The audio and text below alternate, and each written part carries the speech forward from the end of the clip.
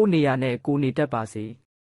တခါကတရိတ်ဆန်တွေပြောသောစကားတွေကိုနားလည်တဲ့တောင်သူကြီးတယောက်ရှိတယ်တနေ့နွားတင်းကုတ်နဘေးမှာမြင်းနဲ့နွားစကားပြောနေတာကိုတောင်သူကြီးကကြားသွားတယ်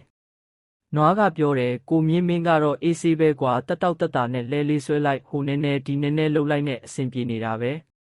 စားရတော့လက်ကောင်းကောင်းမုံမုံနေရတော့လက်ကောင်းမုံစွာနဲ့ဟန်ကြနေတာပဲငါမှာတော့တနေကုန်တနေခန့်ရွှွနုံထဲမှာတနေကုန်ပဲယုံနေရတယ်ဟုတ်မှာပေါ့ကွာမင်းကသူများခိုင်းတာလို့ကျွေးတာစားထားရနေစရာသွားတော့မင်းကိုခိုင်းမှာပေါ့ကွာပြီးတော့မင်းကနွားဆိုတော့နွားကြလွန်ပါတယ်ကွာအေးဒါဆိုမင်းကိုငါအကြံတစ်ခုပေးမယ်ဟာဘလို့လဲကိုမြင်ရပြောပါဦးငါပြောသလိုသာလို့မင်းကောင်းကောင်းလဲနေရမယ်ကောင်းကောင်းစားရမယ်ဒီလိုကွမင်းကိုလဲထွန်ခိုင်းရင်ပေကက်ကက်လုံနေလိုက်စရင်ငါကမင်းကိုခိုင်းဖို့ဆွဲလာရင်မတိကျင်အောင်ဆောင်နေလိုက်ဖဲကန်ကန်လုံနေလိုက်အခါကျရင်စရင်ငါကတောင်သူကြီးကိုပြောလိုက်မယ်ဖြိုးတောင်သူကြီးဒီနေ့နွားကနေမကောင်းဘူးလားမသိဘူးဆွဲလို့လည်းမရဘူးခိုင်းလို့လည်းမရဘူးအခါကျရင်မင်းတကယ်ကိုတက်တာပြီငါပြောတဲ့အတိုင်းသာလုပ်ကြည့်မင်းအတွက်အဆင်ပြေစေရမယ်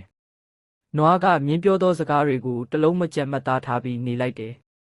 ထိုအခါမှာမြင်းနဲ့နွားပြောနေသောစကားတွေအလုံးကိုတောင်သူကြီးကအကုန်မှတ်ထားလိုက်တယ်နောက်တစ်နေ့မိုးလင်းလို့လဲထုံဖို့အတွက်နွားကိုနွားတင်းကုတ်ကနေဆွဲထုတ်တဲ့အခါမနေ့ကမြင်းပြောထားတဲ့အတိုင်းနွားကအကုန်လိုက်လုပ်တယ်အဲ့ခါမှာနွားကမြင်းပြောထားတဲ့အတိုင်းပေကက်ကက်နဲ့ဖဲကန်ကန်လုပ်တယ်3-4 ခါလောက်ဆွဲတယ်ဆွဲလို့မရတဲ့အစုံတောင်သူကြီးကိုအော်ပြောလိုက်တယ်ဖြိုးတောင်သူကြီးဒီနေ့နွားနေမကောင်းဘူးလားမသိဘူးအလုတ်ခိုင်းဖို့နွားတင်းကုတ်ကနေဆွဲထုတ်တာဆွဲလဲမရဘူးအဲ့ဒီအချိန်မှာစရင်ငါကပြောလိုက်တာကိုတောင်သူကြီးကသိသွားပြီးဒါဟာမနေ့ကမြင်းလက်ချက်ပဲဆိုတာကိုသိသွားတယ်အေးဒါဆိုလဲကွာနွားနေရမှာမြင်းကိုအစားထိုးပြီးလဲထုံခိုင်းလိုက်လို့တောင်သူကြီးကပြောလိုက်တယ်တောင်သူကြီးပြောတဲ့အတိုင်းပဲစရင်ငါကမြင်းကိုနွားနေရမှာလဲထုံခိုင်းလိုက်တယ်ထိုအခါမှာမြင်းကစဉ်းစားတယ်ငါကနှကောင်းထက်ရှာကရှည်သွားတာကိုခုတော့သူ့နေရာမှာငါကယုံရတော့မယ်အစတည်းကငါနေရာမှာငါနေတာကောင်းပါလေရဲ့နဲ့အခုတော့နွားကောင်းစားဖို့အတွက်ငါကအကြံပေးလိုက်တာကိုအခုတော့ငါရှူးငါပတ်ပြီးငါပဲဒုက္ခရောက်ရတယ်အခုလိုတွေးရင်းနဲ့မြင်းခက်မြနောင်နာတွေရလို့မဆုံးဖြစ်သွားတယ်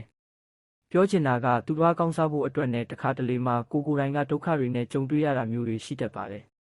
ဘယ်အရာမဆိုနှကောင်းထက်ရှာရှည်တာကအလွန်ကိုဆိုးပါတယ်အလိုက်လဲတိတယ်ကိုချင်းလဲစားတယ်ဆိုပေမဲ့လို့တခါတလေမှကိုနေရာလေးနဲ့ကိုသာနေပေးလိုက်တာဟာအကောင်းဆုံးပါပဲကြည့်ရှုနားဆင်ပေးမှုအတွက်ကျေးဇူးတင်ပါတယ်ခင်ဗျာယခုကဲ့သို့သောပညာပေးဗဟုသုတပုံမြင့်များကိုအမြဲတင်ဆက်ပေးနေမှာမို့ကျွန်တော်ရဲ့ YouTube Channel ကို Like and Subscribe လေးလုပ်ပေးခဲ့ကြပါဦးခင်ဗျာ